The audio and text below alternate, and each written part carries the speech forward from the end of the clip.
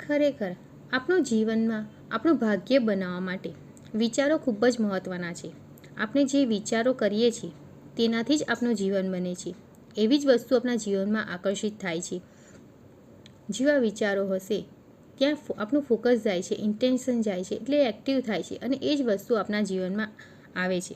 એટલે આપણે શું વિચારીએ છીએ ખૂબ મહત્ત્વનું છે. કારણ કે આપણા જેવા વિચારો હશે એવી જ આપણી વાણી હશે, એવા જ આપણા શબ્દો હશે, આપણા જેવા વિચારો હશે એવા જ આપણા કર્મ કરીશું.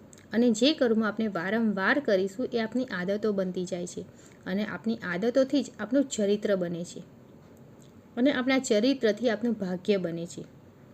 એટલે આપણે ભાગ્ય આપણા વિચારો પર નિર્ભર છે. તો આજથી આપણે આ લર્નિંગને આપણા જીવનમાં ઉતારીએ કે આપણે કયા વિચારો કરીએ છીએ એની પર ફોકસ કરીએ અને જો એ સારા ન હોય તો આપણે એને બદલીએ.